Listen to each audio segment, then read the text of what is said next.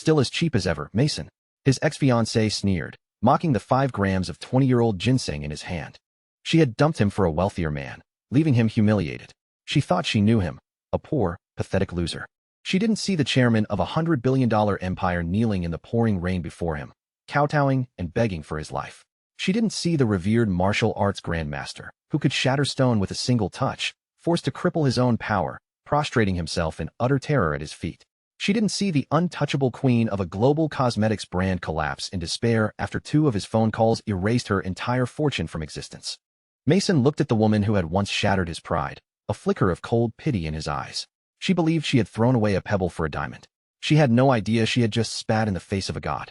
The sound of police sirens grew closer, tearing through the midnight silence of Jiangzhou. Flashing red and blue lights illuminated the crash scene, making it as bright as day. 2 vehicles were tangled together in a grotesque embrace. The rear of the Porsche 911 was crushed beyond recognition, its twisted metal glinting coldly in the lights.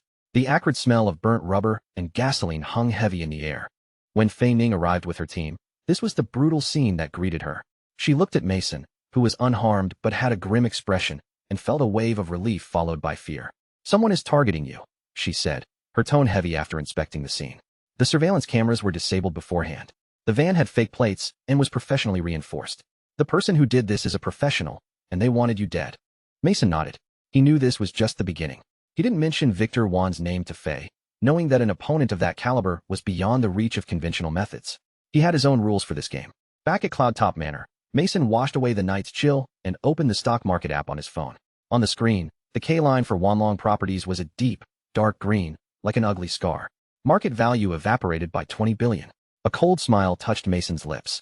"Victor Wan, is it? The game has just begun." Meanwhile, in the presidential suite of the Jiangzhou Grand Hotel, the atmosphere was suffocating. Victor Wan sat on a massive leather sofa, a file on Mason Su in his hand, his brow furrowed. This suddenly emerged shareholder of Prosperity Holdings had a background as clean as a blank sheet of paper, yet everything about him felt strange. "Young master, Toxic Wolf has already gone. He should have taken care of the matter by now." His personal assistant, Marama, stood respectfully to the side, a hint of vindictive pleasure in her voice. She had not forgotten the humiliation she suffered at Mason's hands earlier that day. As soon as she finished speaking, there was a knock on the door. The man who entered was Toxic Wolf, his face as pale as a sheet. He knelt on one knee before Victor, his voice hoarse. "Young master, the mission failed. He's not an ordinary person. I was seriously injured in a single exchange." For the first time, a ripple of emotion crossed Victor's face. He listened silently to Toxic Wolf's report. When he heard Mason's message, "You've messed with someone you can't afford to mess with," a flicker of interest finally appeared in his calm eyes. Interesting. In this small city of Jiangzhou, there was actually someone he couldn't afford to mess with? Just then, the phone on the table vibrated violently. The caller ID showed it was his father, the head of Wanlong Properties, Wan Tong. The moment the call connected, Wan Tong's roar, thick with suppressed fury, blasted through the speaker. "Victor, Wanlong stock is still limit down. We've lost 20 billion in market value. Does this have anything to do with the trouble you're causing in Jiangzhou?" Victor's heart sank. A ridiculous thought surfaced, one he couldn't suppress. Could it? Could it really be related to that Mason Su? But how was that possible? To make a Fortune 500 company lose 20 billion out of thin air, what kind of godlike power would that require? The night passed without further incident. The next day, when the terrified members of the Wan family opened the stock market app, they found Wanlong stock had hit its limit down once again. Another 20 billion in market value had vanished, bringing the total below the 200 billion mark. The entire Wan family plunged into a state of panic. "Who the hell did you provoke?" Wan Tong's call came again, his voice now ragged. "Toxic Wolf was taken down in one hit, and our stock has been limit down for 2 straight days. You bastard, get your ass back here now." After hanging up, Victor's face was so dark it looked like it could drip ink. He knew that this time, he might have truly kicked a steel plate, but the pride in his bones wouldn't let him admit defeat. He looked out at the Jiangzhou nightscape, a ruthless glint in his eyes. "What do you know? What's the fun in just going to her directly? I'm going to make her come to me, willingly." He turned to Mara and commanded coldly, "Go, have Howard Lin and Alistair Lin come see me." An hour later, the 2 heads of Riverfront Properties, Elisa's father Howard and her uncle Alistair, stood before Victor Wan with humble expressions. "Tomorrow, I'm returning to the capital. I want Elise to come see me, and to leave with me." Victor's tone was as casual as if he were discussing the weather, but it held the weight of an undeniable command. He dangled the bait. "If this is done, I, and all of Wanlong, will fully support Riverfront's entry into the capital until you are firmly established." Howard and Alistair exchanged a look, their eyes instantly filled with ecstatic joy. Rest assured, young Master Juan. Howard's bow deepened. A father's command cannot be disobeyed. Tomorrow, my daughter will personally come to see you. The third morning, Mason drove the new Lamborghini Veneno from his garage. Its deep blue body, like a beast of the night, roared to life and sped towards riverfront properties. He had promised Elise he would stay with her all day. However, when he stepped into the riverfront headquarters, he sensed an unusually oppressive atmosphere. All the employees were sitting bolt upright, silent as mice. Mason's gaze instinctively went to the general manager's office. The heavy door was closed, but through the blinds, he could clearly see Elise standing there with her head down, her shoulders trembling slightly, as if she were crying silently. And in front of her stood two middle-aged men. It was her father, Howard Lynn, and her uncle, Alastair Lynn. An uncontrollable rage erupted from the depths of Mason's heart, like a volcano. He strode towards the office. Two bodyguards in black suits immediately moved to block him. The chairman is inside. No unauthorized personnel. Get out of my way. A low growl rumbled from Mason's throat, his eyes flashing with killing intent. The two battle-hardened bodyguards were momentarily stunned by the sheer force of his presence. In that split second of hesitation, Mason moved. Bang! A loud crash echoed through the office. The heavy, solid wood door of the general manager's office was violently kicked open by him. The entire office floor fell into a dead silence. Mason stormed in, consumed by a tempest of fury. He didn't even glance at the two ashen-faced middle-aged men. He went straight to Elise's side, his heart aching as he saw her red-rimmed eyes and the tear tracks on her cheeks. Elise, what's wrong? His voice was hoarse from suppressed anger. Elise just shook her head, fresh tears streaming down her face, looking helpless and desolate. Chairman Sue, isn't it a bit rude of you to burst in like this? Alastair Lynn spoke coldly, his eyes filled with a mix of scrutiny and displeasure. Mason slowly raised his head, his icy gaze fixed on the two men before him. He spoke, enunciating each word. Gentlemen, Elise is your daughter, your niece, your closest kin. Is this how you treat her? The next morning, Mason drove the Lamborghini Veneno, a beast of the night, towards riverfront properties. He had promised Elise he would be with her all day, to be her rock. However, as he stepped into the riverfront headquarters, an unusually oppressive atmosphere hit him. The normally bustling office was so quiet you could hear a pin drop. Every employee sat bolt upright, silent and tense, as if an invisible sword hung over their heads. Mason's gaze instantly locked onto the general manager's office. An uncontrollable rage, like molten lava, erupted from the depths of Mason's heart. He strode towards the office. Two bodyguards at the door immediately blocked his path, their tone icy. The chairman is inside. No unauthorized entry. Move. A single word, filled with endless killing intent, was forced from Mason's throat. The two seasoned bodyguards felt a shiver of fear at the terrifying aura that exploded from him, their movements hesitating for a split second. In that instant, Mason moved. Bang! A loud crash, like a thunderclap, echoed through the silent office. The heavy, solid wood door was violently kicked open, the lock shattering, sending splinters flying. Everyone in the office looked up in horror. Mason stormed in, a tempest of fury. He didn't spare a glance for the two ashen-faced middle-aged men. He went straight to Elise's side, his heart twisting at the sight of her red-rimmed eyes and the tear tracks on her cheeks. Elise, what happened? Chairman Sue, this is a Lynn family matter. It's not appropriate for you to interfere, is it? Alastair Lynn spoke coldly. He couldn't believe this poor kid he once viewed as an aunt now had the audacity to burst in like this. Is that so? Mason reached out, pulling Elise into his arms, his gaze as sharp as a knife as he stared them down. What if I'm interfering as Elise's boyfriend? Insolence. Howard, who had been silent, slammed his hand on the table, enraged. Mason, don't think that just because you've had a little success, you can disrespect the Lynn family. Mason didn't bother arguing. He looked down at the trembling girl in his arms and said softly, Elise, I told you, from now on, we face everything together. Today, I'm taking you away from here. Is that okay? In his arms, feeling his solid, warm strength, Elise finally, firmly, nodded. Good. Let's go. Mason held her and turned to leave, completely ignoring the two so-called elders. Such arrogance. Seize him, Alastair roared. The two bodyguards outside rushed in, flanking Mason and blocking his path. Elise, wait a moment. Mason gently released her. The instant his hands were free, his figure vanished. The bodyguard on the left only saw a blur before a hand like an iron clamp locked onto his wrist. An irresistible force followed. A pain scream tore from his throat as his entire arm went limp, dislocated. The other bodyguard, shocked, tried to grab Mason's waist. But Mason didn't even look at him. He sank his weight, his back muscles tensing, and delivered a powerful Iron Mountain strike. With a dull thud, the bodyguard was sent flying as if hit by a speeding truck, soaring several meters before crashing onto the office floor, causing a wave of gasps. Mason kicked the bodyguard with the dislocated arm, sending him flying as well. The entire exchange took mere seconds. Howard and Alastair were completely stunned. Their top-tier bodyguards, hired at great expense, were like paper dolls in front of this man. Mason, Howard yelled, trying to suppress the shock in his heart. You love Elise so much. Why can't you give her a better future? If she goes to the capital with young Master Juan, she'll be set for life, enjoying wealth and luxury. You're ruining her. Mason laughed, a bone-chilling sound. Howard Lynn, honestly, I've never met anyone as shameless as you. For your own selfish desires, you're willing to give away your own daughter like a piece of merchandise. Do you even consider yourself human? What do you know? Howard trembled with rage. Wanlong is beyond your imagination. Entering the capital is everyone's dream. A dream? Mason sneered.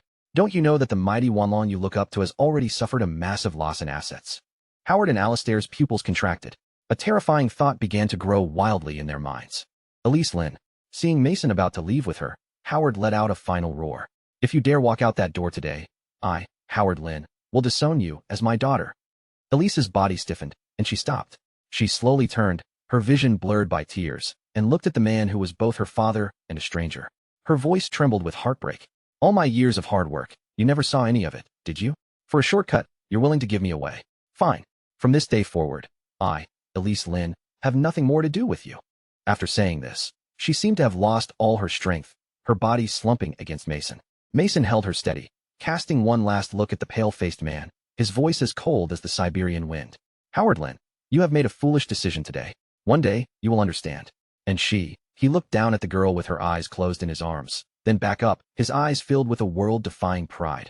One day, she will be someone you can only dream of reaching.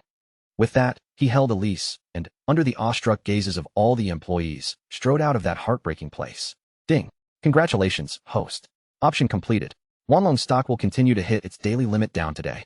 Meanwhile, in the distant capital, at the Wan family headquarters, the executives who had just breathed a sigh of relief at the stock's recovery watched in horror as the red upward curve on their screens, without any warning, nosedived again, plunging downwards until it was once again pinned at its limit down.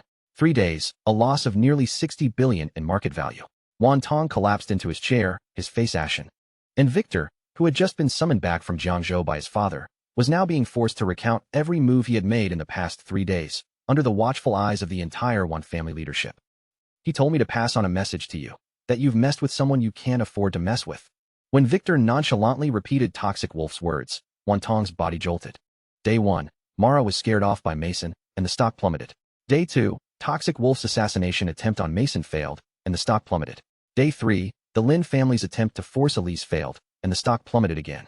All the clues, at this moment, finally connected into a terrifying chain of cause and effect. Wan Tong's face went from ashen, to pale, to a furious, blood red. He shot up, kicked his own son to the ground, and grabbed a chair, looking like a crazed tiger. You worthless son, I'll kill you today. In the capital, at the Wan family headquarters, the atmosphere was as heavy as the air before a hurricane. In the conference room, every executive stared at their screens, their faces a mask of horror and disbelief. When someone finally mapped Victor's 3 actions in Jiangzhou to the 3 bizarre stock market crashes on a timeline, the entire room fell into a deathly silence. The truth, in its most brutal and unbelievable form, was laid bare. They hadn't provoked some minor figure in Jiangzhou. They had provoked a god or a demon, a being who could evaporate tens of billions of their market value with a mere flick of a finger. You worthless son. Wan Tong's eyes were bloodshot, the last thread of his sanity snapping. He grabbed an expensive rosewood chair and brought it crashing down on his still clueless son. Amidst Victor's screams and the splintering of wood, the great commercial empire of the Wan family, in a state of chaos and terror, changed course and began its frantic journey towards the eye of the storm in Jiangzhou. At the same time, in Jiangzhou, at Villa No. 1 of Cloud Top Manor, the crisp voice of the AI butler, Leo, broke the warmth of the living room. The variety show on the TV screen instantly switched to the surveillance feed from the gate. Howard Lynn, Alastair Lynn, and a young man holding a funeral portrait were standing there. Howard Lynn. The moment Elise saw the portrait, the color drained from her face. With a piercing scream, she ran out as if possessed. Mason's face instantly darkened like the storm clouds rapidly gathering outside. He followed her out to find a despicable scene unfolding at the villa gate. Elise, do you have any idea that because of your willfulness, our entire Lin family, our entire riverfront company, is about to be ruined? Howard roared, pointing at the portrait in his son's hands, a face that bore a striking resemblance to Elise. No, I don't want to be a sacrifice for your interests. I don't want to be a bargaining chip. Elise's cries echoed in the empty courtyard, filled with despair and helplessness. Mason walked up and gently pulled her into his embrace, his gaze, filled with boundless killing intent, falling on Howard Lin. Howard Lin, you still won't let her go, will you? This is a Lin family matter. Haha, the Wan family? Wan Long. Mason laughed, a sound full of contempt. I told you before, what is a mere Wan Long? The behemoth you look up to is already struggling to save itself. 3 days, a loss of 60 billion in market value. Do you really think that was a coincidence? Nonsense. Howard didn't believe it, but he still, as if possessed, took out his phone. When he saw the glaringly green K-line chart for Wan Long, he was struck as if by lightning. Over 60 billion in market value, truly gone, vanished into thin air. 60 billion isn't enough to change your mind, is it? Fine, then let's make it shrink some more. Mason's words seemed to carry some kind of magical, world-altering power. Howard looked down at his phone in horror. He watched as the stock line, which had just begun to recover, was suddenly slammed down by an invisible hand, plunging vertically downwards. The 180 billion market value mark was instantly broken. How is this possible? Howard's lips trembled, his entire body feeling as if his spine had been removed. Just then, a screech of tires tore through the air. Several Mercedes business vans pulled up to the villa gate in a near frenzy. The doors flew open, and a group of people led by Wan Tong scrambled out. Wan Tong saw Mason's back and, without even bothering to straighten his disheveled clothes, shouted in a choked, stuttering voice, "Why, young Master Su? Please wait." Howard and his group were stunned by the sudden turn of events, especially when they recognized the head of Wan Long Properties. They were terrified. "See, Chairman Wan, what brings you here?" Howard instinctively moved to greet him. "Get out of the way," a Wan family executive roared, shoving him aside. The next second, a scene that would haunt Howard for the rest of his life unfolded. Wan Tong straightened his collar, and under Mason's cold gaze, his knees buckled, and with a thud, he fell to his knees. "Young Master Su, Wan Tong has come to beg for forgiveness." Following him, Walter Wan and all the other Wan family executives, like a row of dominoes, all knelt on the wet ground in front of the villa. The once arrogant Victor was dragged forward by 2 bodyguards and thrown at Mason's feet like a dead dog. A clap of thunder echoed in the sky as cold rain began to pour down, drenching everyone and extinguishing the last spark of hope in Howard Lin's heart. The world spun around him, and an endless regret, like a venomous snake, gnawed at his heart. Inside the villa's living room, Mason had Elise sit on the sofa while he looked down coldly at the drenched, shivering Wan Tong standing in the middle of the room. "I want 40% of Wan Long's shares. Any objections?" Mason's voice was flat, but it struck Wan Tong's heart like a heavy hammer. "And no objections. Young Master Su." Wan Tong's body trembled. He agreed without a moment's hesitation. Mason nodded and continued. "Elise will be working at Prosperity Holdings. Wan Long will fully support Prosperity's development. Within 2 years, I want Prosperity to expand into the capital and surpass Wan Long. Rest assured, young Master Su." Wan Tong bowed his head deeply, his voice filled with reverence and submission. "From this day forward, Wan Long will follow young Master Su's lead." The air in the villa living room seemed to have solidified. Outside, cold rain tapped against the glass, a stark contrast to the oppressive silence within. Wan Tong knelt on the floor, the formidable tycoon who controlled a $100 billion empire, now resembling a prisoner awaiting judgment. Mason's gaze shifted from him to the still-shocked Elise beside him. He asked gently, "Elise, what do you think we should do with them?" Elise just shook her head, dazed. The events of the day had far exceeded anything she could have imagined. Mason smiled faintly, not pushing her. He turned back to Wan Tong, his voice indifferent, but carrying an undeniable authority. "I want 40% of Wan Long's shares." Wan Tong shuddered, then immediately kowtowed without hesitation. "No problem. Whatever young Master Su decides." Furthermore, Mason continued, "Elise will be taking charge of Prosperity Holdings. Wan Long is to provide its full support to Prosperity's development. Within 2 years, I want Prosperity's business to expand into the capital and to surpass Wan Long." At these words, Wan Tong, instead of being alarmed, had a flash of ecstatic joy in his eyes. He quickly looked up, his voice trembling with excitement. "Rest assured, young Master Su. From this day forward, Wan Long will follow young Master Su's every command." Mason looked at him with a half-smile. The old fox was using this apology as an opportunity to tie the entire Wan family to his much larger, more powerful ship. He didn't expose him, simply saying, "Since you have the heart, I'll accept. In that case, I will resolve some of the troubles your Wan Long has encountered due to the recent market volatility. When you return, immediately send someone to Prosperity to coordinate with Elise." "Yes. Thank you, young Master Su. Thank you." Wan Tong felt as if he had been granted a pardon. This promise was worth far more than the 40% stake. He knew that the Wan family had not only survived this catastrophe, but had also latched onto an unimaginably powerful ally. He quickly pulled up the limp form of Victor and, with a wave from Mason, retreated from the villa with a torrent of thanks. Outside, the rain poured down. Walter Wan and the other Wan Long executives, already soaked to the bone, let out a suppressed cheer when they saw Wan Tong emerge with a smile on his face. It's settled. Our Wan family has turned disaster into fortune. From now on, we are young Master Su's people. Wan Tong's laughter sounded particularly joyous in the rain. Not far away, Howard and Alistair Lin watched this scene blankly. The powerful figures from the capital they had once looked up to, whom they had tried so hard to curry favor with, were now ecstatic just to become someone's subordinate. An indescribable regret, like the most potent poison, instantly consumed them. One day, she will be someone you can only dream of reaching. Mason's words echoed in their ears like a curse. Howard closed his eyes, letting the cold rain mix with his hot tears as they streamed down his aged face. He knew that he had personally severed the Lin family's only chance to ascend to true greatness. The villa's gates slowly closed, separating the two vastly different worlds. Inside, Elise finally recovered from the immense shock. The gloom, humiliation, and resentment that had been weighing on her for so long vanished in that moment. She turned, and with all her strength, threw herself into Mason's arms, her trembling voice whispering in his ear, "Kiss me."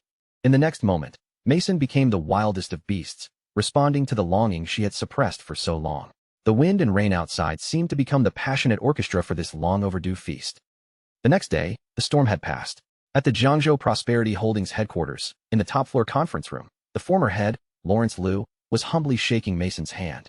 When he learned that Elise was backed not only by Mason but also by the full, unconditional support of the Wanlong Group, he handed over the company's decision-making power without hesitation.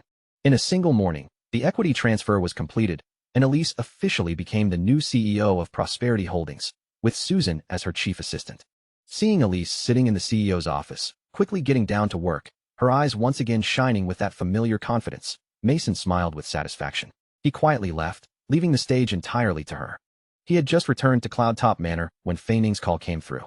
"Mason, we're heading to the capital tomorrow. The tournament starts the day after."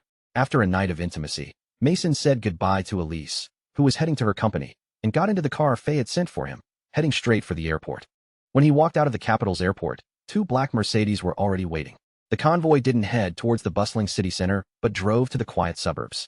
A massive estate, covering 100 acres and resembling an ancient royal mansion, appeared before him.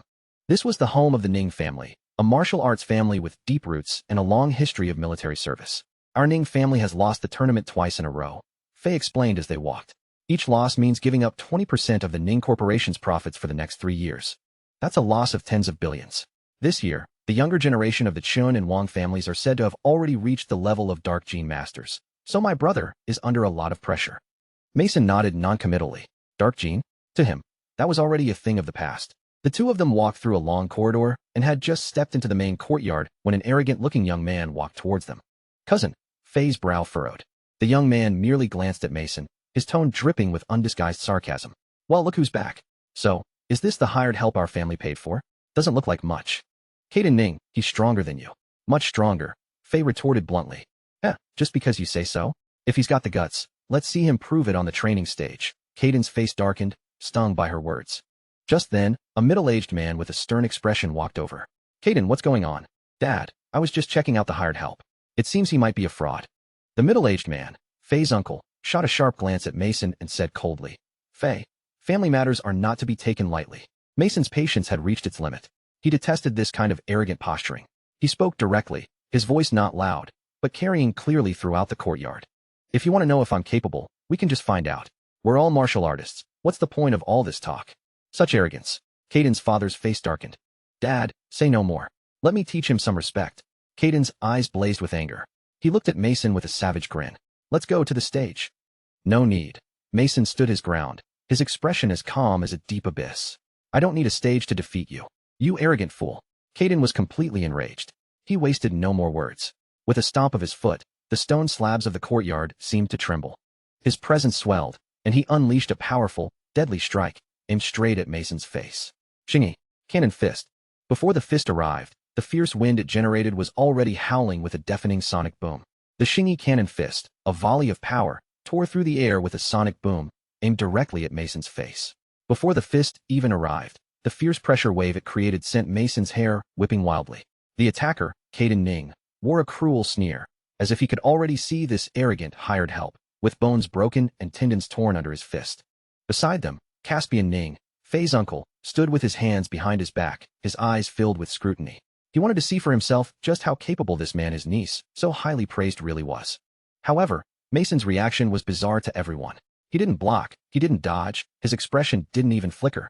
He just stood there quietly, as if the fist hurtling towards him wasn't powerful enough to kill a bull, but was merely a gentle spring breeze. Is he an idiot? A fraud, just as I thought. Caden's disdain grew, and he put even more force into his punch. Just as the iron fist was less than 10 centimeters from Mason's face, close enough to feel the heat of the friction, Mason finally moved. His movement was faster than the human eye could follow. With a single, almost imperceptible shift of his feet, his entire body moved sideways by a hair's breadth. It was this tiny distance that caused Caden's sure-hit punch to slam into empty air with all its force. What? Caden was horrified, a huge sense of crisis enveloping him. He tried to retract his fist and change his move, but all his strength had been poured into that one strike. It was too late. In that split second, as his old force was spent and new force had yet to be generated, a whip-like shadow lashed out from an impossible angle. With a dull thud like the beat of a war drum, Caden felt as if his abdomen had been struck by a battering ram. His internal organs were instantly displaced, and an excruciating pain ripped through his body. He was thrown high into the air by the terrifying force, and while still airborne, he couldn't stop himself from spitting out a mouthful of blood mixed with bits of internal organs. Caspian could no longer remain calm. He rushed forward, just barely catching his unconscious son. Even so, the residual force of the blow sent him staggering back 3 steps before he could regain his balance. He looked down at his son, whose face was as pale as death, his breathing shallow, then looked up at Mason, who stood there calmly as if he had just brushed off some dust. Caspian's eyes were filled with utter disbelief and shock. How dare you? To strike so heavily. This is the Ning family. Caspian's voice was hoarse with anger. So what if it's the Ning family? Mason's eyes turned cold. He provoked me first, and he wasn't skilled enough. What? The junior can't win, so the senior wants to step in for revenge. You're courting death. Killing intent flashed in Caspian's eyes. An aura far more powerful and condensed than Caden's erupted from him. It was the pressure of a dark gene master. Young man, you shouldn't be so arrogant. Today, I will teach you a lesson. Before he finished speaking, Caspian's figure shot forward like an arrow. But Mason simply replied, Teach me? We'll see if you're qualified. He moved second but arrived first, his figure flashing as he actively met Caspian's charge. Caspian's pupils contracted violently. His vast combat experience screamed at him that something was wrong. He forced himself to a halt and threw a straight punch infused with dark gene, a simple but powerful blow. It was a punch that could shatter stone. But Mason just gently raised his hand. With a soft clap, Caspian's fist, powerful enough to pierce a steel plate, was casually caught in Mason's palm. Time seemed to stop. Caspian felt all his power vanish as if absorbed into a bottomless ocean. Before he could react, an irresistible force rebounded from Mason's palm. With a boom, Caspian was sent flying backward even faster than he had charged. He twisted in midair, rolling several times upon landing to dissipate the force. He ended up on one knee, trembling like a leaf, the proud dark gene within him scattered by that single blow, leaving him powerless. He looked up in horror, his eyes filled with fear. Just then, the head of the Ning family, Sterling Ning, Faye's father, arrived, drawn by the commotion. He took one look at the scene and understood. He cupped his fist in a salute to Mason, his voice steady. You must be our young friend, Mason. Thank you for your trouble, Faye. After some mediation, the storm subsided. The next day, at the Ning family's martial arts hall, the tournament officially began. Below the massive stage, the elites of the Ning, Chun, and Wang families had gathered, the atmosphere solemn and tense. Mason, the tournament has 2 formats, Round Robin and King of the Hill, Faye explained in a low voice. King of the Hill means one person fights 2 opponents. If you win, the stakes are doubled. If you lose, the price is also doubled. It's too risky, we haven't used it in years. If you really manage to defend the ring, Faye said half-jokingly, forget the reward, I'd even marry you. As soon as she said it, a grim voice came from the side. Faye, you would marry him? A young man with a gloomy expression was staring coldly at Mason. He was the genius of the Chun family's current generation, Mortimer Chun. Kid, you must be the Ning family's hired help. After being coldly dismissed by Faye, Mortimer directed all his resentment towards Mason. I'll challenge you first later. I hope you can walk off the stage alive. Soon, the tournament officially began. Mortimer was the first to leap onto the stage. He stood as straight as a spear and challenged Mason by name. Hired help of the Ning family, Mortimer Chun of the Tai Chi clan, challenges you. Under everyone's gaze, Mason slowly walked onto the stage. However, just as Mortimer settled into the opening stance of Tai Chi, ready to strike, Mason suddenly raised his hand, stopping him. What? Scared? Mortimer sneered. Mason ignored him. Instead, he looked towards the head of the Ning family in the main seat and said loudly, Family head Ning, may I choose the King of the Hill format? A wave of shock rippled through the hall. The entire place exploded with noise. Laughter, doubt, and angry shouts filled the air. Even Caspian stood up again and shouted, "Mason, are you insane? The Ning family did not bring you here to be disgraced." The heads of the Chun and Wang families looked at Sterling Ning with mocking smiles, as if watching the greatest joke in the world. Sterling's brow furrowed tightly. He bore the weight of everyone's pressure, his gaze as sharp as a hawk's, fixed on Mason on the stage. He asked, enunciating each word, "How confident are you?" Mason met his gaze, his face calm, and replied with 3 simple words, 100%. Those 3 words seemed to hold an infinite power. A glint flashed in Sterling Ning's eyes. He was silent for a full 10 seconds. Then, to everyone's utter disbelief, he slowly spoke, his voice carrying throughout the hall. "Fine, as you wish. I'm leaving it to you." On the stage, Sterling Ning's words, "I'm leaving it to you," landed like a heavy hammer on everyone's heart, plunging the entire hall into a dead silence. Caspian's face was ashen, and he nearly ground his teeth to dust. He couldn't understand why his brother would join an outsider in such a reckless gamble.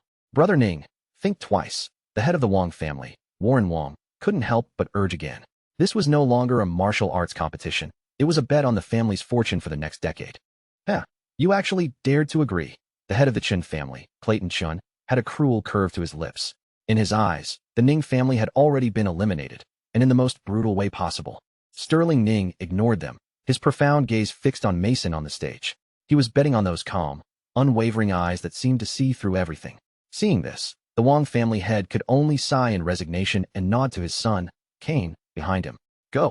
Cain cupped his fist, accepting the order, and with a leap, landed steadily on the stage. Now, on the platform, Mason stood alone against the most outstanding young talents of the Chun and Wang families. The atmosphere was incredibly tense. "Bagua Cain Wang." Cain saluted, his demeanor impressive. "Baji Mason Su." Mason returned the courtesy. Cain spoke frankly. "Brother Su, my Bagua school is known for its deceptive footwork. I can attack from any of the 8 directions. The honor of my family is at stake, so I will not hold back. Please be careful." This straightforwardness earned him a measure of Mason's respect. In contrast, Mortimer Chun beside them seemed far more venomous. He sneered, "What's with all the chatter? Let's beat him first, then I'll eliminate you." With the judge's call of "begin," the battle instantly ignited. Mortimer and Cain, from the left and right, charged towards Mason in the center like 2 agile leopards. Mortimer's steps were unpredictable, while Cain's feet traced the profound trigrams of Bagua, each step precise, sealing off all of Mason's escape routes. However, facing their combined thunderous attack, Mason remained rooted to the spot, not even taking an opening stance. This arrogance caused an uproar below the stage, with sounds of ridicule rising from all sides. Finally, Mortimer struck first. A Tai Chi push, seemingly slow, was as fast as lightning, the force of the palm containing a stone-shattering dark gene. Seeing Mason still not dodging, a brutal glint flashed in Mortimer's eyes. He pushed his power to the maximum, aiming for Mason's chest. But just as his palm was about to make contact, he was horrified to find that his strike seemed to hit empty space. Looking closely, he saw that Mason had, at some point, taken half a step back, perfectly causing his full force attack to miss. In the instant Mortimer was shocked and retracting his move, Cain's attack arrived. Bagua cleaving palm, a single palm strike, yet it left a trail of afterimages in the air, the sharp force of the blow coming from an extremely tricky angle. At last, Mason moved. A sharp light glinted in his eyes. He moved second but arrived first, his arm striking out like a nimble snake. With a crisp clap, he precisely gripped Cain's wrist, halting his attack. Then, with a flicker of his body, he appeared like a ghost next to Mortimer, who was still changing his stance, and planted a seemingly light straight punch into his abdomen. With a dull thud, Mortimer's body was sent flying backward as if hit by a battering ram, rolling several times on the ground before coming to a stop. "Use your full power. He's at the mid-stage of Dark Gene." Clayton Chin shouted from below the stage. Alerted, Mortimer and Cain exchanged a look and no longer held back. The dark gene within them surged, their robes flapping in the wind as they closed in again. This time, their attack was 10 times fiercer than before. Facing their full power, Mason's expression finally turned serious. Instead of retreating, he advanced. With a stomp of his foot, he met Mortimer's twin palms head-on, not dodging, but crashing into them with his shoulder. This was the core principle of Baji Quan, Iron Mountain Strike. The best defense is a good offense. Boom. In the eyes of the crowd, Mason's figure seemed to vanish for a moment. The next second, accompanied by a heavy thud, Mortimer's body was sent flying high into the air, spitting blood, before crashing heavily on the edge of the stage, every bone in his body feeling as if it had been shattered by that single impact. Mason had already turned back to meet Cain's attack with another simple straight punch. Kane felt an irresistible force surge towards him, and he was thrown back nearly 10 meters before he could stabilize himself, his face filled with horror. The entire hall was silent. Everyone was stunned by the overwhelming display of power. Kane took a deep breath, stood up straight, and cupped his fist from a distance. Brother Sue's strength is profound. I have lost, and I am convinced. His frank admission of defeat broke the silence and signaled the end of the match. However, just as the judge was about to announce the result, something unexpected happened. Mortimer, who had just struggled to his feet, his eyes flashing with venomous madness, suddenly raised his hand. A silver needle, as fine as an ox's hair and almost invisible to the naked eye, shot through the air like a viper's fang, aimed at Mason's back. Watch out! Faye's shriek was heart-wrenching. A warning bell rang in Mason's mind. His Grandmaster-level perception instantly tracked the needle's trajectory. Without turning, he simply shifted his body to the side, and the deadly, soul-devouring needle flew past him. Then, with a flash of his fingers, he caught the fine needle between them, and, with a flick of his wrist, sent it back. No! Clayton Chun let out a desperate roar from below, his figure launching forward in an attempt to save his son, but it was too late. The needle, moving even faster than before, instantly embedded itself in Mortimer's own arm. The savage look on Mortimer's face was replaced by endless terror. His body stiffened, and he fell backward, lifeless. You bastard! I'll have your life. The pain of losing his son drove Clayton completely mad. A terrifyingly suffocating aura erupted from him, sweeping through the entire hall. Half-step Grandmaster. Sterling Ning and Warren Wong exclaimed in shock.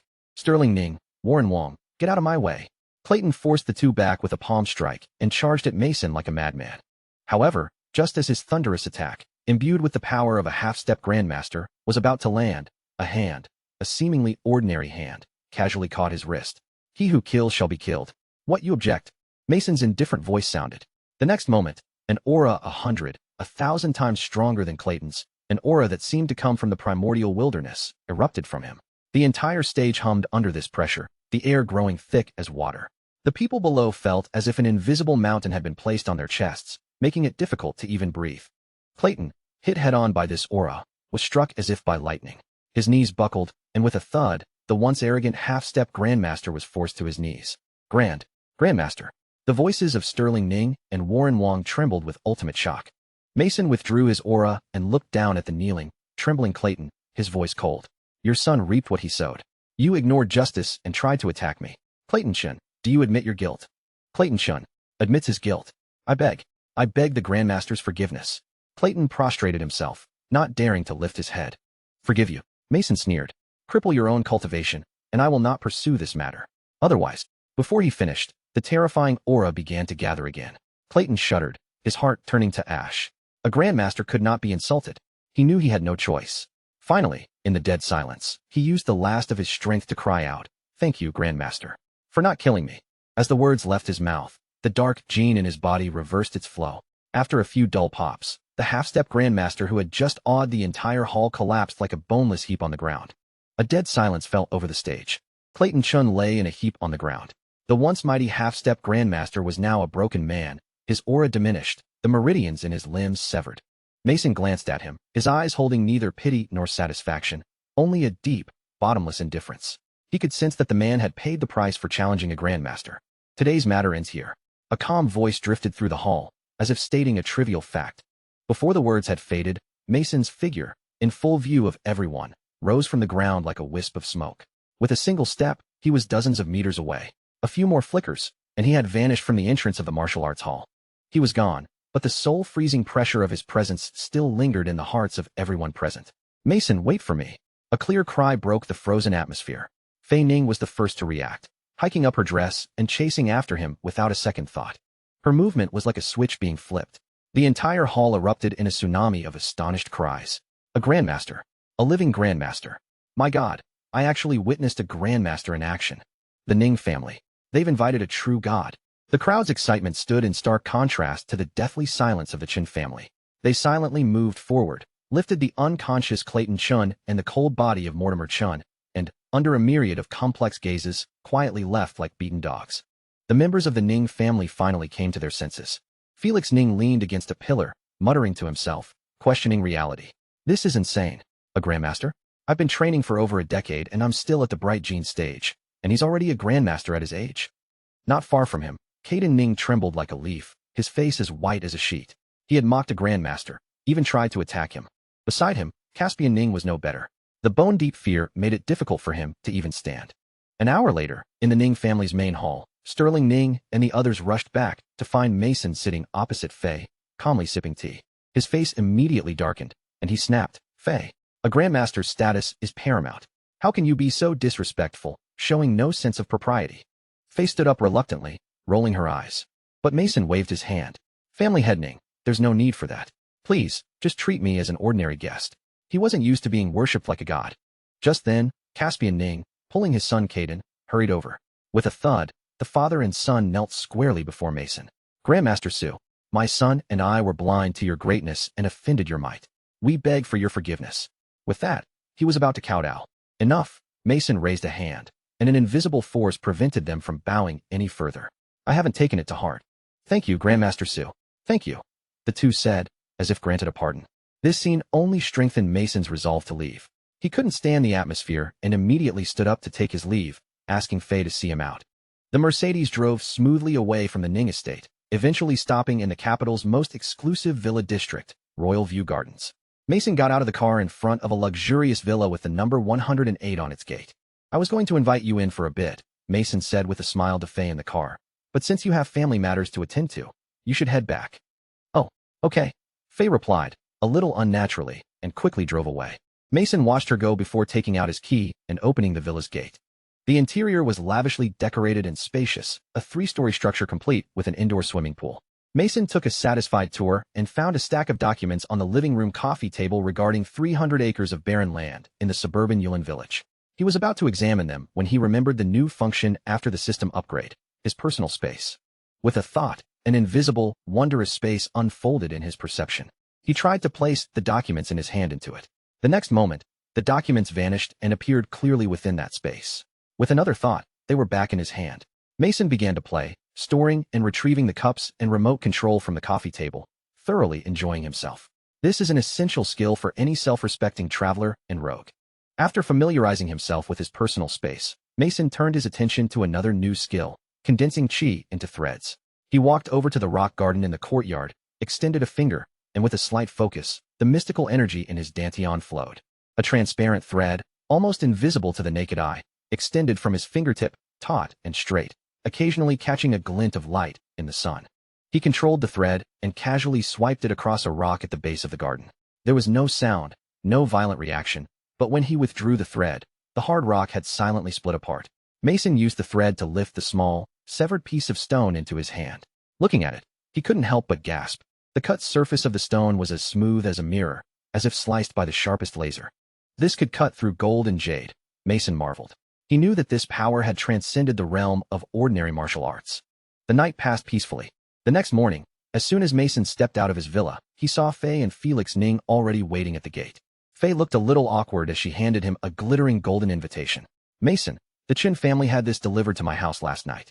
They're inviting you to the Imperial Dynasty Hotel tonight, too. Formally apologize to you."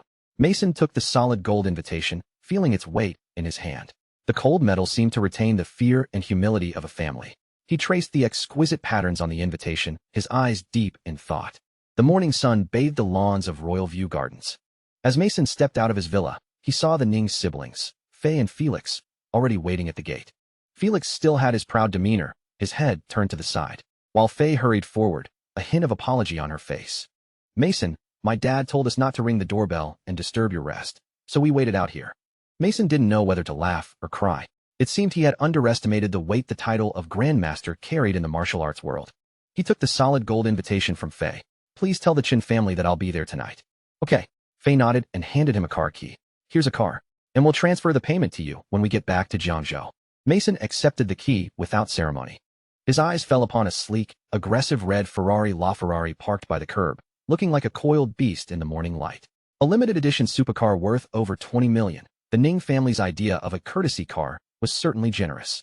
After bidding farewell to the Nings, Mason drove out of the city, heading straight for Yulin village. The 300 acres of barren land awarded by the system were located right next to this tourist spot famous for its ancient architecture and local cuisine, a prime location. He did a quick survey, a preliminary plan already forming in his mind, then drove into the bustling village. The streets were quaint, with stone slab paths flanked by a dense array of eateries and shops. The air was filled with an enticing mix of various food aromas. Mason had just parked his car and entered the village when a small figure ran straight into him in a panic. He instinctively started to step aside, but seeing it was a girl who was about to fall, he held his ground and reached out to steady her. Ah! A soft cry of surprise came from his arms. Mason looked down to see a girl with bright eyes and a charming smile. She wore no makeup, yet exuded a natural, spiritual cuteness. "Thank you," the girl said, a little dazed when she saw Mason clearly, then quickly thanked him after steadying herself. "You're welcome." Mason smiled and was about to leave when a rough shout came from nearby. "Kid, mind your own business and get out of the way." Mason frowned as two well-dressed young men strode towards them angrily. The girl behind him turned pale and instinctively hid behind him. One of the young men reached out to grab Mason's shoulder, intending to push him aside, only to find that Mason's body was as immovable as a mountain. "Kid, before you play the hero, you should know your place," the young man said, a mocking smile on his face. He pointed to the person beside him. "This is Arlo Luo, the second young master of the Imperial Dynasty Hotel. We don't have time to waste on you." This little beauty scratched the young master's car, a brand new Ferrari 812. "A little paint job, 200,000, that's not too much to ask, right? Either you pay for her, or get lost." "You're lying. I didn't even touch your car," the girl protested from behind Mason, her voice on the verge of tears. Mason ignored the young man's taunts and asked the girl gently, "Can you show me?" The girl, as if grasping a lifeline, nodded repeatedly and, clutching the corner of his shirt, led him to a gray Ferrari. There was indeed a 10-centimeter scratch on the door. Mason only needed a glance to see that the edges of the scratch were already oxidized. It was definitely not a new injury. "Well, kid, you've seen it. What's it going to be?" the young man urged impatiently. Mason turned, his gaze sweeping over the growing crowd of onlookers, and suddenly spoke loudly. "Everyone, are there any auto body repair masters here? I'm offering 200,000 for anyone who can tell me, on the spot, whether this scratch is new or old." His words caused a wave of gasps and murmurs from the crowd, like water hitting hot oil. 200,000, just to look at a scratch. Arlo and the other young man's faces turned ugly. Just then, a familiar figure squeezed through the crowd, carrying a large backpack. "Hey, bro, we meet again." Mason looked and almost laughed out loud. It was none other than the multi-talented courier, Alex Liu. "Bro, are you serious? 200,000 just for an appraisal?" Alex's eyes lit up. Of course. Getting his confirmation, Alex was energized. He walked up to the car, took one look, and said professionally, "This scratch is at least a week old. The edges are down to the primer, and the metal, there's already rust. It's a classic old injury. Trying to scam someone." "What the hell do you know?" Arlo snapped, trying to sound tough. "Hey, you're questioning my expertise." Alex was not pleased. He reached into his backpack, pulled out a green booklet, and slapped it on the Ferrari's hood. "Open your eyes and look closely. Senior Auto Mechanic Certification. You think my skills can't see through your little trick?" The crowd erupted. Arlo was completely stunned. Mason, without another word, took out his phone and, in front of everyone, transferred 200,000 to Alex. A crisp electronic notification sounded. "A digital payment of $200,000 has been received," the announcement echoing loudly in the quiet crowd. "Kid, you just wait." Amidst the jeers of the crowd, Arlo could only spit out a threat before driving away in disgrace. The crisis averted, the girl, whose name was Luna Long, was full of gratitude but also at a loss about the $200,000 appraisal fee. Mason waved it off and instead extended an invitation to Alex, recruiting him for his upcoming food court project with a generous offer. Alex was overjoyed and immediately bought a ticket back to Jiangzhou, eager to start his new venture. Before he left, Alex happened to glance at the pink notebook Luna was writing in, which listed a series of wishes. He read them aloud, even joking about the last one, "Scatter my ashes into the sea," making Luna blush. At that moment, an idea sparked in Mason's mind. He looked at the girl who had just escaped a difficult situation but still had a hint of unshakable sadness in her eyes, and said with a smile, "How about I help you complete these wishes?" Luna was stunned. Then a happy blush spread across her face as she nodded vigorously. And so, on that sunny afternoon, a red Ferrari, carrying a mysterious man and a girl with a bucket list, drove through the bustling capital. They ate their way through all the delicacies of Yulin Village, looked out over the entire city from the top of the Ferris wheel, and felt the sea breeze on a cruise ship. Finally, as evening fell, they reached the highest peak in the capital. The setting sun melted its last rays into liquid gold, splashing across the sky and dyeing the clouds in brilliant colors. Luna didn't busy herself with taking pictures like the others. She just watched quietly, a dreamy look in her eyes. "Aren't you going to take a few pictures?" Mason asked curiously. Luna turned, smiled at him, and said softly, "No. This moment's beauty is made more memorable because it will be gone." The Ferrari moved smoothly through the capital's night, the car's interior silent. Mason, assuming Luna was tired from the day's activities, didn't disturb her. But then, Luna broke the silence. Her voice was soft, yet it held a heart-stopping finality. Mason, thank you. Getting to know you before I leave this world is the greatest luck of my life. A chill went down Mason's spine. That didn't sound right. He was about to ask what she meant when Luna suddenly leaned in, her soft lips planting a gentle peck on his cheek, as light as a dragonfly's touch. Then, she recoiled like a startled deer, her cheeks flushed, her voice as faint as a mosquito's buzz. You don't mind me, I've never kissed anyone before. It feels really nice. The sudden innocence of the moment dispelled some of Mason's suspicion. He teased, I don't mind. How about you do it a couple more times? Stop it, Luna murmured, burying her head lower. Mason chuckled and focused on driving. He didn't notice the complex expression in her eyes as she secretly looked up at him, nor the calm, almost cruel tone she used to reveal her secret. Mason, actually, I have cancer. It's terminal. I'm going to die soon. Mason's grip on the steering wheel tightened. He finally understood what he had been ignoring all along. It was the 5th item on her bucket list, the one he had deliberately skipped over, scatter my ashes into the sea. A wish that seemed so distant, but for a girl whose life was about to end, it was the imminent final destination. The air in the car seemed to be sucked out, the atmosphere suffocating. I'm an orphan. I've spent most of my life in hospitals. I'm already satisfied, getting to know you and Alex before I die. When you go back to Jiangzhou, you have to say goodbye to Alex for me, okay? Mason's heart felt as if it were being squeezed by an invisible hand, sending waves of pain through him. He managed a nod. Okay, I will. The car finally stopped in front of the old residential building where Luna lived. Before getting out, she asked softly, Mason, can I hug you? Of course, he said without hesitation. In the cramped car, the girl held him tightly, hot tears silently streaming down her face, soaking his shirt. After a long while, she let go, her face once again blooming with a brilliant smile, as if her earlier sorrow had been an illusion. Goodbye, Mason. I'll call you tomorrow, and we can hang out. Okay, I'll be waiting, Mason said, holding up his phone. He watched her skip into the building until her figure disappeared around a corner. Only then did he let out a long sigh, a mix of emotions churning within him. He slowly started the car, preparing to leave. But just as the car moved a few meters, a dull thud and a piercing scream shattered the night almost simultaneously. Mason's Grandmaster-level hearing instantly identified the source of the sound. It was Luna. He slammed on the brakes, his head snapping to the side, his pupils contracting in horror. A dark figure was plummeting from the third-floor stairwell railing, like a withered leaf arcing through the air in a desperate fall. A second later, there was a sickening thud, the sound of flesh and bone meeting hard ground. Luna. Mason's mind went blank. The next moment, a violent, world-tearing killing intent erupted from him. He threw the car door open, his body becoming a blur as he appeared at the base of the building in an instant. Luna lay still on the cold ground, not bleeding, but the light in her eyes was fading at a visible rate. And Mason, don't be sad. I was going to die anyway. Don't get into trouble. For me. These were her last words, spoken with the last of her strength. As the words faded, the light in her eyes extinguished completely, leaving no trace of life. Who is it? Mason stared blankly at her, then snapped his head up, his sharp gaze locking onto the 2 dark figures who had just leaped from the 2nd floor, attempting to flee. Come back. His cold voice was a judgment from the abyss. The 2 paid him no mind, instead running faster.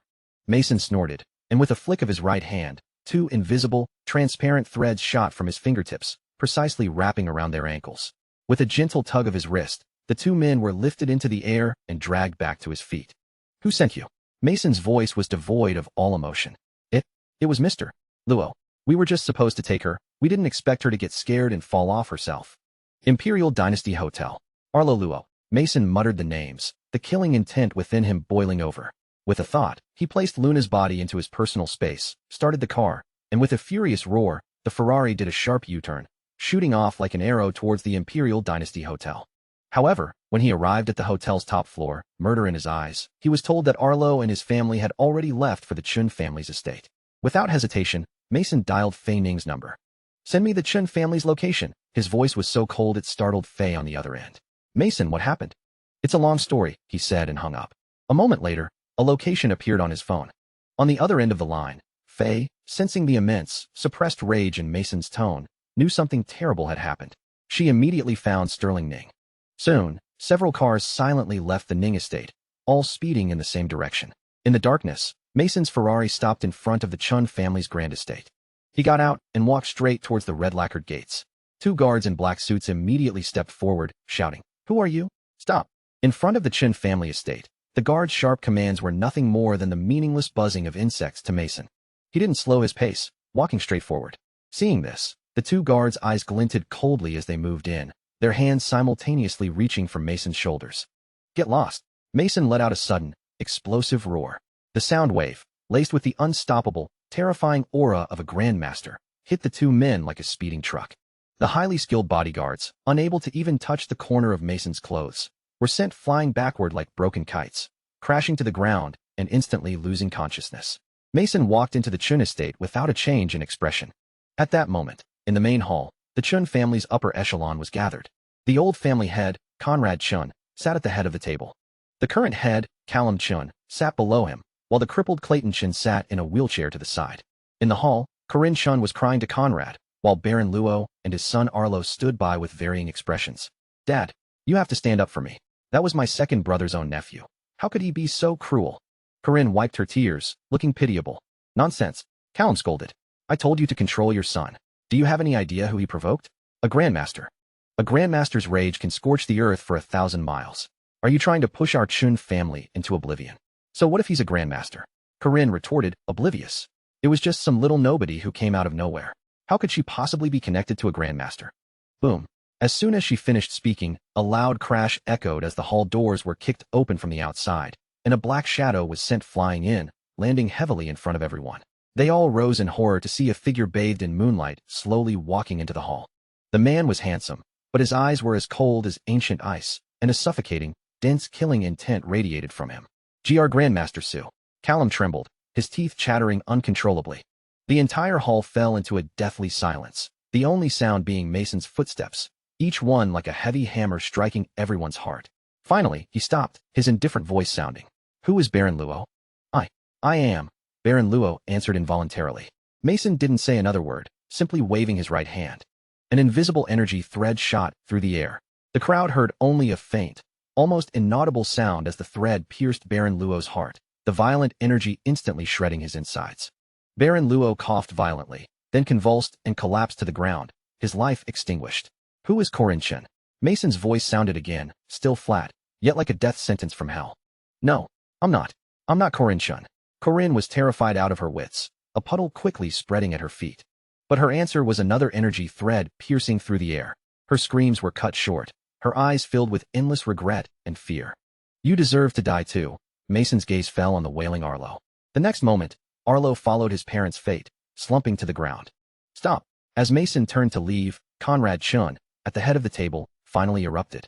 His eyes were bloodshot, his face contorted in madness. You come to my Chin family, kill 3 of my people, and you think you can just walk away?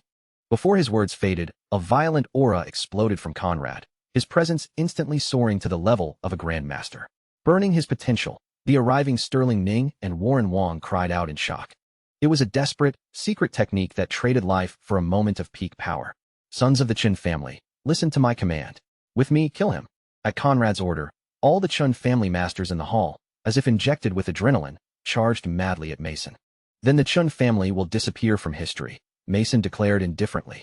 He slightly raised his hands, and from his 10 fingers, 10 energy threads condensed. With a casual flick, the charging Chin masters were sent flying like scattered dumplings, their bones and tendons broken, all of them crippled. Die. At that moment, Conrad Chun, having burned his life force, had reached him. A phantom Tai Chi seal, carrying a world-destroying power, pressed down from above. Heart-piercing elbow. Mason didn't dodge. He charged forward, a blinding white light gathering at the tip of his right elbow, instantly breaking the sound barrier. With a deafening boom, the Tai Chi seal shattered, and the tip of Mason's elbow struck Conrad Chin squarely in the chest. The old family head, who had gambled his life, was shot backward like a cannonball and embedded into the wall at the back of the hall, his life force gone. The great Chin family had been utterly overthrown in less than half an hour. Mason's gaze swept over the collapsed Callum Chun and the newly arrived Ning and Wong families. He said calmly, the Chin family is finished. Their assets will be divided between your 2 families. Sterling Ning and Warren Wong exchanged a look, then, without hesitation, dropped to one knee, leading their clansmen in swearing allegiance with the highest right of the martial arts world. Mason ignored them. He called Faye over and went outside. With a thought, Luna's cold body appeared in his arms. He handed the body to the shocked Faye and took the pink wish list notebook from her small bag. He opened it. The last 2 entries, written just today, were, have Mason take me shopping, Have Mason take me for a seafood feast. Mason gently closed his eyes. I'll wait for you by the sea, he told Faye, then drove away. Late at night, by the sea, Mason stood silently on a cliff, letting the cold sea breeze whip around him. After what felt like an eternity, Faye arrived, holding an urn. No boat needed. Mason took the urn, and with a step, walked off the cliff, hovering in midair.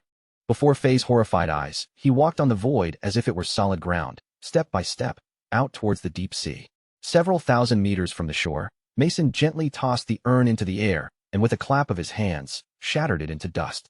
The sea breeze blew, and the last of her remains scattered, merging with the boundless night sea.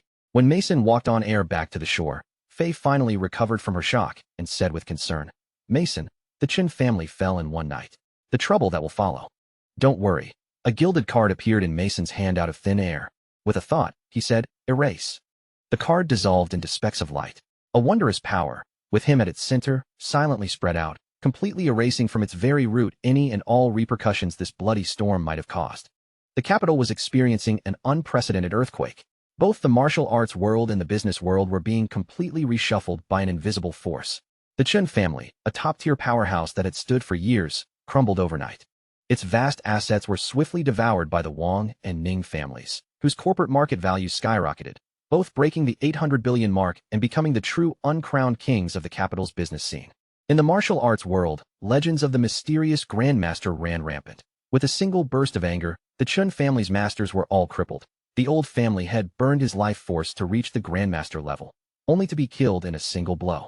The phrase, all are ants beneath a Grandmaster, was deeply seared into the heart of every martial artist. However, the man at the center of this storm, the one who had single-handedly upended the entire landscape, Mason Su, was currently napping peacefully in his villa at Royal View Gardens.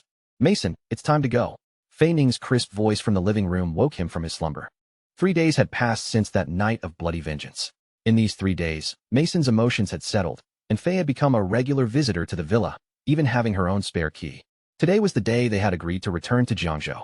At the airport, under the respectful farewells of Sterling Ning, Warren Wang, and a host of the capital's most powerful figures, Mason boarded the plane back to Jiangzhou. It wasn't until the cabin door closed, shutting out the reverent gazes, that he let out a long sigh of relief. He wasn't quite used to this level of attention. As soon as he sat down, his phone dinged with a bank transfer notification. Mason opened it and was stunned, counting the long string of zeros several times. He thought, 2 billion? Weren't we supposed to settle on 1 billion? Just take it. Fei, sitting beside him, couldn't help but smile at his surprised expression. You're a grandmaster. Aren't you worth that much? Besides, the Ning family follows your lead now. Never mind 2 billion. We'd find a way to get you 100 billion if you asked. Mason stopped arguing and simply turned off his phone. The plane soared through the clouds and, a few hours later, landed smoothly at Jiangzhou Airport. Back in the familiar comfort of Cloud Top Manor, Mason retrieved the complete guide to Yulin village cuisine from his system storage and drove to deliver it to Sean, who was busy at the food court.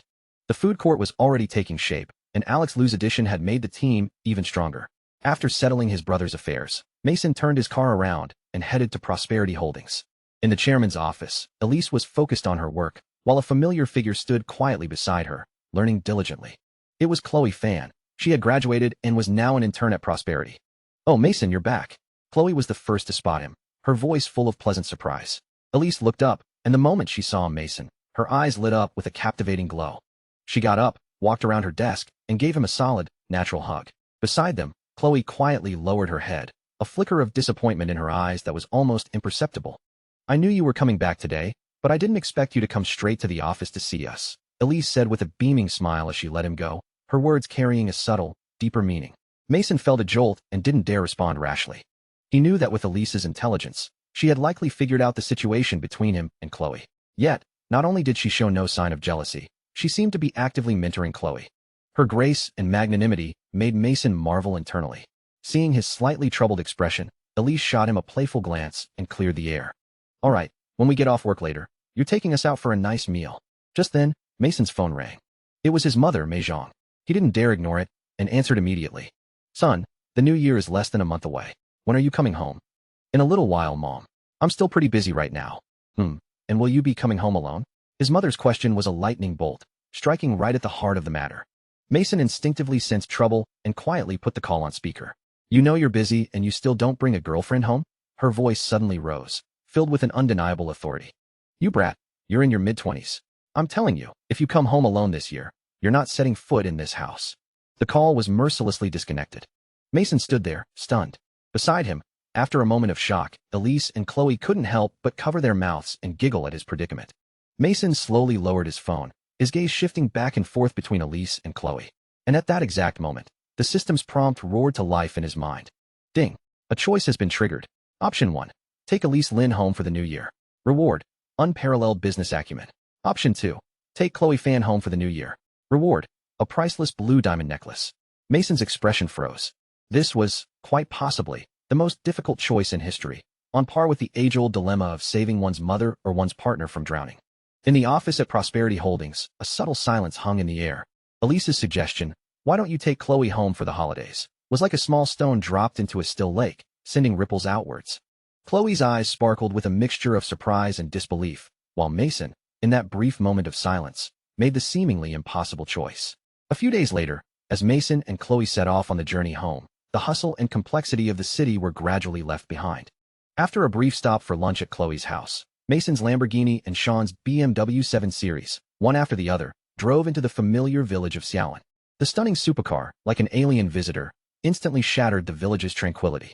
When the doors opened and Mason, who had already become a local legend, stepped out, he was greeted with a wave of good-natured cheers and greetings. Chloe, standing beside him, blushed at the villagers' calls of sister-in-law, but her heart was as sweet as honey.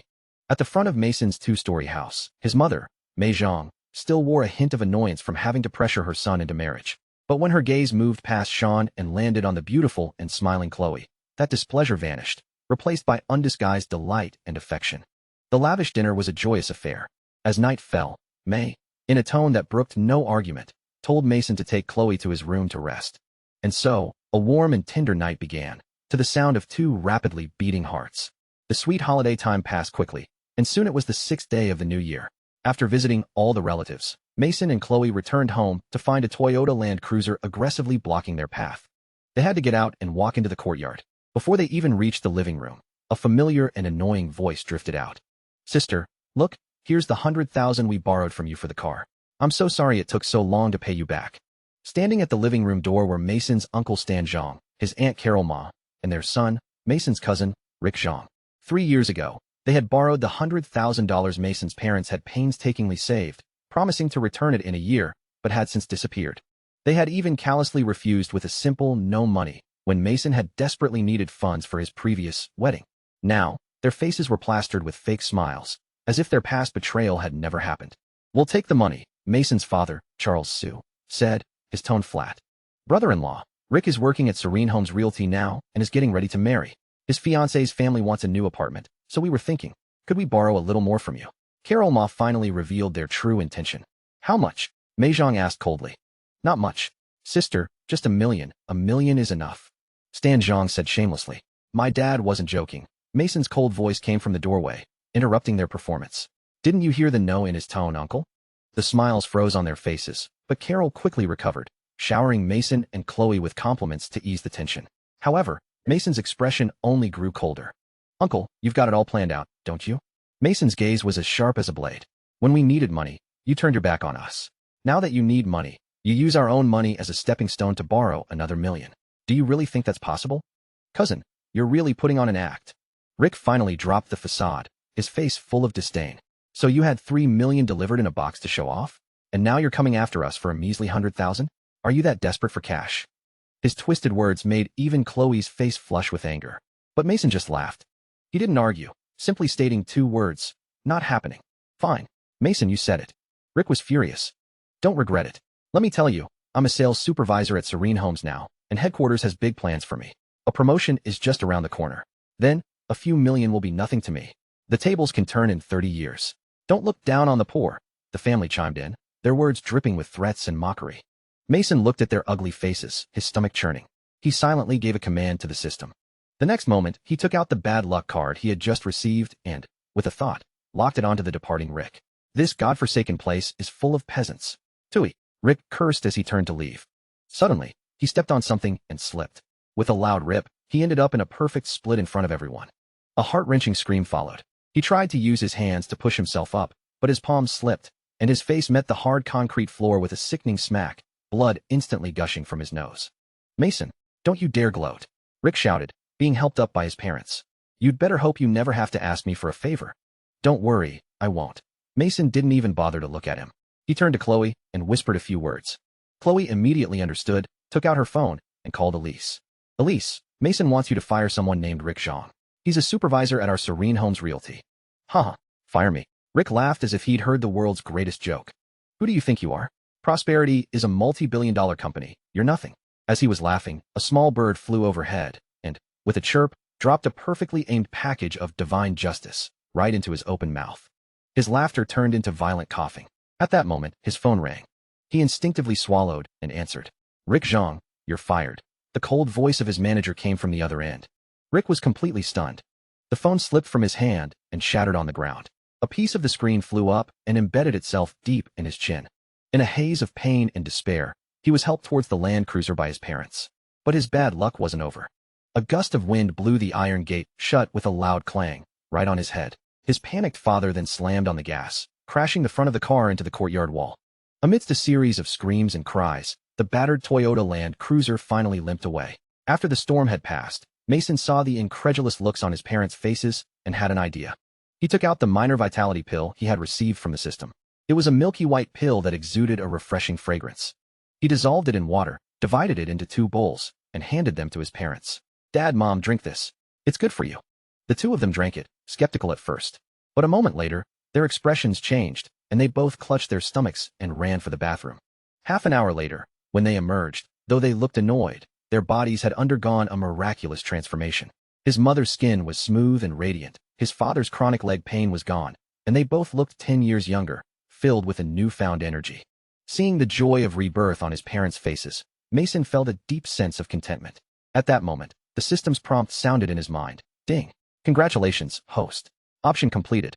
You have received Grandmaster-level medical skills, the Heavenly 9 Needles."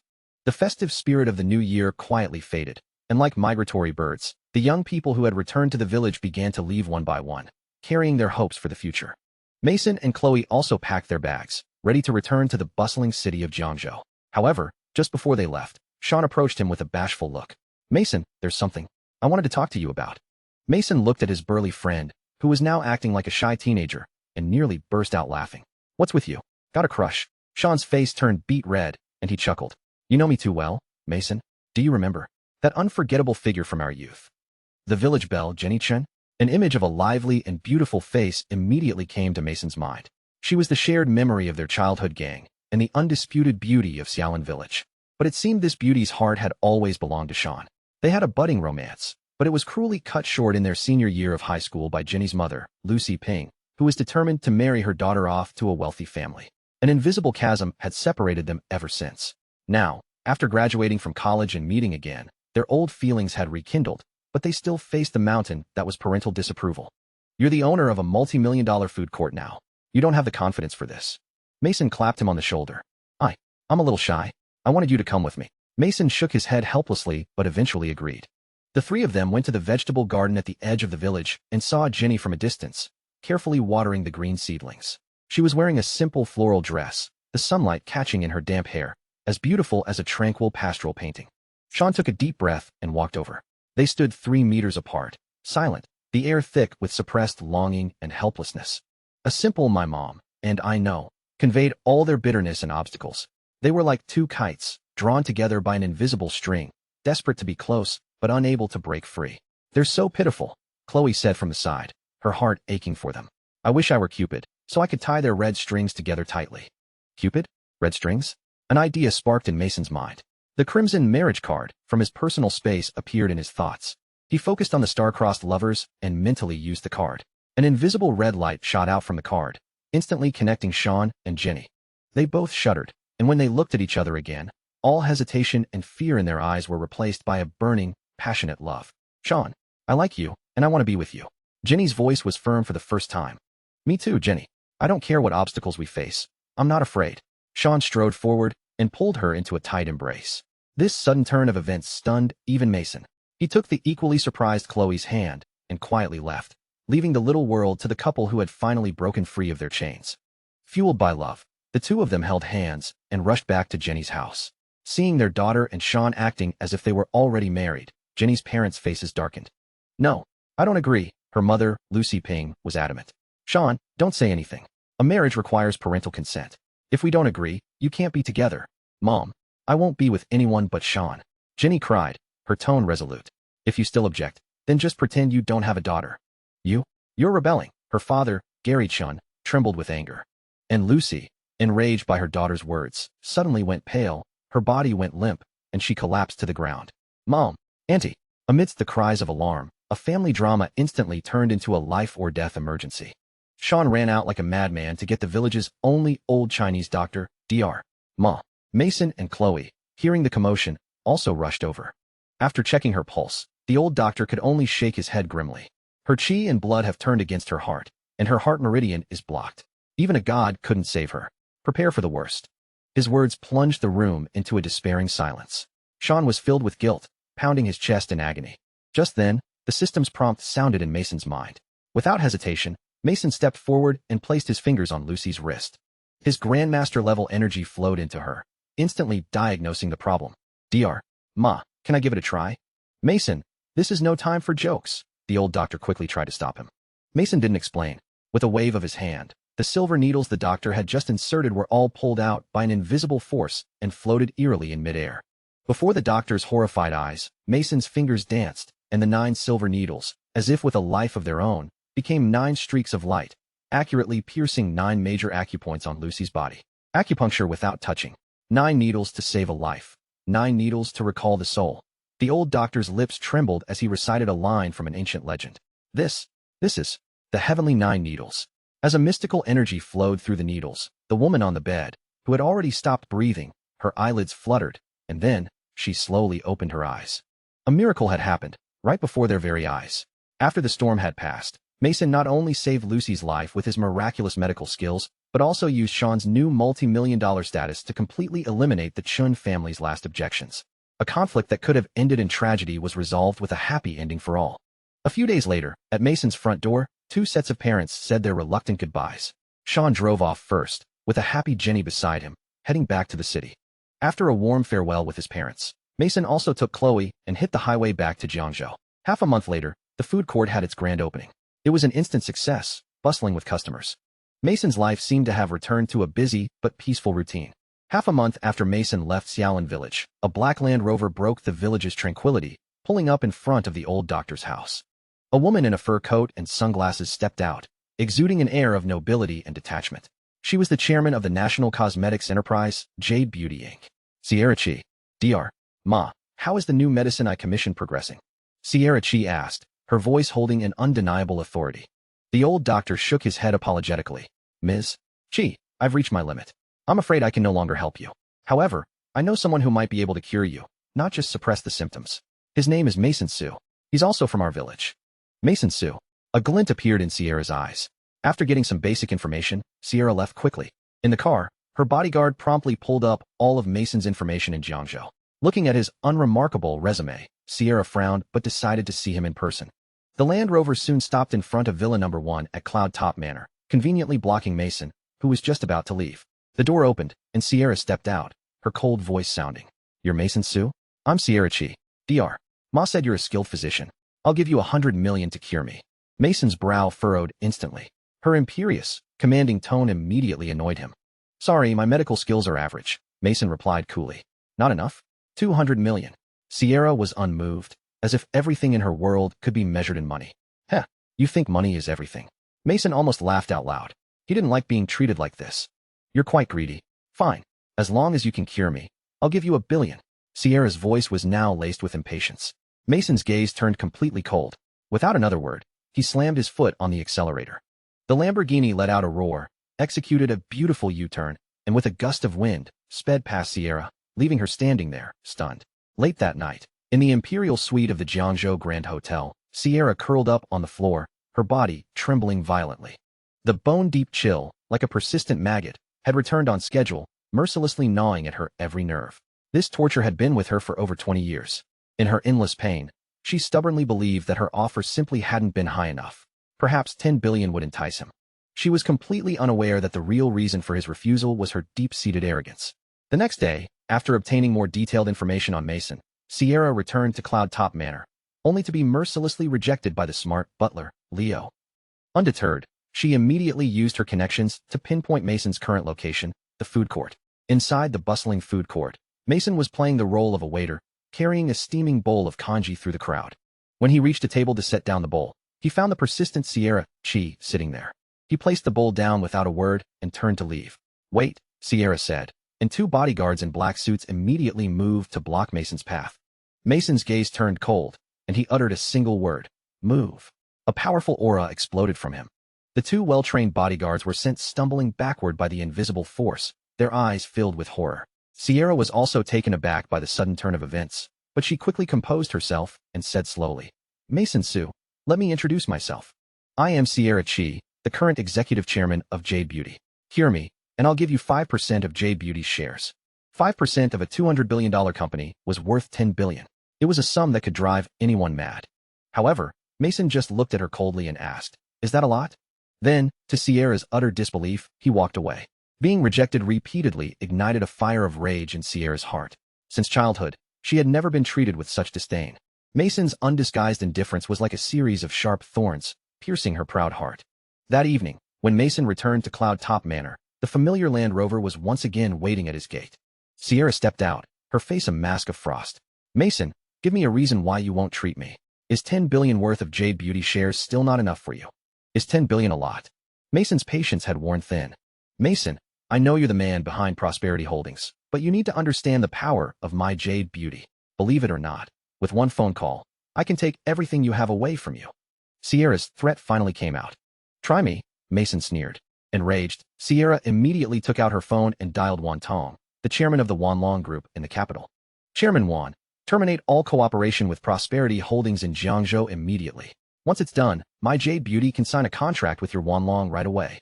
However, after a brief silence, Wan Tong on the other end of the line replied in a cold tone, "Ms. Chi, I don't know what grudge you have with Prosperity, but it's impossible for me to terminate our cooperation. Our previous agreement is hereby null and void." The call was abruptly ended. Sierra was stunned. She couldn't understand why Wan Tong, who had been so eager to cooperate before, had suddenly changed his mind. She didn't know that the chess piece she was trying to use to threaten Mason was, in fact, Mason's own man. "Mason, you got lucky," Sierra said, forcing down her confusion. "But there are 100 ways for me to deal with a small company like Prosperity. I'll ask you one last time, will you treat me or not?" "Sierra Chi, you truly are fearless in your ignorance." Mason looked at her, a hint of pity in his eyes for the first time. He wasted no more words, took out his phone, and made 2 successive calls. "Family Headning, tell the Wong family that both of you are to terminate all cooperation with Jade Beauty. Mr. Chun, the Violet Group is to terminate all supply channels with Jade Beauty." 2 calls, 2 commands, concise but carrying the force of a thunderbolt. A net, woven by 2 of the capital's most powerful families and a world-class cosmetics giant, had now been cast, silently closing in on the business empire known as Jade Beauty. Mason's 2 phone calls were like 2 precisely delivered death sentences, instantly choking the life out of the Jade Beauty Group. The Violet Group, a global cosmetics giant with a market value in the trillions, was the very foundation upon which Jade Beauty was built.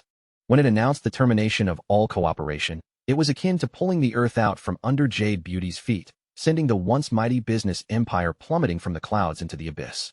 Sierra stood silently outside the villa, watching Mason hang up, a trace of defiance still on her face. Mason didn't bother wasting any more words on her and walked straight to the villa gate. At that moment, Sierra's phone rang urgently. It was her assistant. "Chairman Chi, it's terrible. The Wang and Ning families in the capital have suddenly terminated all cooperation with us. Our Jade Beauty. We're pariahs in the capital now." "What?" A flicker of panic crossed Sierra's face. The capital was a crucial market she had spent countless efforts to penetrate, and now, it was being blacklisted by 2 major powerhouses. She took a deep breath, trying to compose herself, but just as she was about to say she would handle it when she returned, the phone rang again. It was the same assistant, but this time, her voice was filled with a desperate tremor. "Chairman Chi, it's over. Our Jade Beauty. It's over. The Violet Group. The Violet Group has terminated all cooperation with us. All our supply channels. They're closed to us." The phone slipped from Sierra's hand and clattered on the hard ground. At the same time, the villa's gate slowly closed with a heavy thud, like a hammer striking her heart. Her innate pride, her long-held authority, shattered in that instant. All the strength seemed to drain from her body, and she collapsed to the ground. Night fell once again. The familiar, bone-deep chill returned on schedule, dragging her into an endless abyss of pain. Meanwhile, inside Mason's villa, a power far greater than before surged within him. The chi vortex in his dantian expanded wildly, coursing through his body, strengthening every inch of his being. When he opened his eyes again, he had solidified his cultivation at the mid-stage of the Grandmaster realm. The next morning, as the first rays of sunlight streamed into the imperial suite of the Jiangzhou Grand Hotel, a weary and anxious middle-aged couple pushed open the door. They were the true masters of jade beauty, Sierra Chi's parents, Harrison Chi and Yvonne Zhang. Seeing their daughter curled up on the sofa, shivering from the cold, their eyes filled with endless heartache. After listening to their daughter's tearful, fragmented account, Harrison let out a long sigh. Alas, there's always someone better, a higher mountain to climb. Sierra, this time, you were wrong. Forget about jade beauty. It's no one's fault but our own. Let's go and apologize properly. Our only hope is that he'll be willing to save you. The family of three once again stood before Mason's villa. This time, there was not a trace of arrogance left in them. Master Su, I am Harrison Chi. Harrison stepped forward, his posture incredibly humble. Jade beauty deserved what it got. It was all our own doing. I am here today, shamelessly, only to ask that you save my daughter's life. This illness, it has tormented her for over 20 years. Mason looked at the man whose hair had seemed to turn white overnight, then at the haggard, empty-eyed Sierra behind him, and asked coldly, give me a reason to save her. A reason? Harrison and Yvonne were stunned. What reason did they have? They were, by all accounts, his business enemies. It was their own daughter's arrogance that had led to this situation. They had no reason. Seeing them speechless, Mason turned to walk back into the villa. In that instant, Harrison Chi and Yvonne Zhang, the couple who controlled a $100 billion empire, with a thud, both fell to their knees. Master Su, please save our daughter. I am kowtowing to you. Master Su, I beg you, please. Their cries were filled with desperation and the raw humility of a parent's love. It struck a soft spot in Mason's heart. He thought of his own parents, how they had worked tirelessly for his wedding. He let out a soft sigh, ultimately unable to be truly heartless. Harrison Chi. Mason turned back, looking at the three kneeling figures, his voice still calm. I'll give you two choices. Either I save her, or I restore jade beauty to its former glory. Master Su. Harrison didn't hesitate for a second. He looked up, his eyes firm. I only ask that you save our daughter. Nothing else matters. Mason nodded and glanced coldly at Sierra. You should be grateful you have a good family. With that, he opened the villa's gate. In a room on the second floor, Mason used his mystical energy to probe Sierra's body and instantly found the source of the yin cold. He took out his Grandmaster-grade silver needles, and, using the Heavenly Nine needles, temporarily suppressed and sealed the rampaging cold chi. Then, he wrote out a prescription and told the family to return the next day. To gather the herbs on the prescription, Mason drove to Jiangzhou's largest medicinal herb market, the World of Herbs. The place was bustling with shops, the air thick with the scent of herbs. He had just stepped into an old, traditional-looking shop when a sharp voice called out from behind him. Mason turned to see two faces he despised, his ex-fiancée, Nina Li, and her current wealthy sycophant, Gavin Zhang. Mason, you're a real piece of work, Gavin said with an arrogant air. A great girl like Nina, and you abandoned her for a few $100,000. Did you get a little money and let it go to your head? You're so proud of picking up something I threw away? Mason retorted without missing a beat. His words made their faces turn ugly. Nina snapped, Mason, watch your mouth. I should thank you. If it weren't for you, I wouldn't have found a great man like Gavin. I must have been blind before. Mason didn't bother arguing. He handed his prescription to the shop assistant. But Nina and Gavin crowded in, and seeing the words 20-year-old ginseng, 5 grams, on the list, Nina read it out loud with contempt. I mean, Mason, you're worth a few million now, and you're buying 20-year-old ginseng, but only 5 grams? You're so cheap.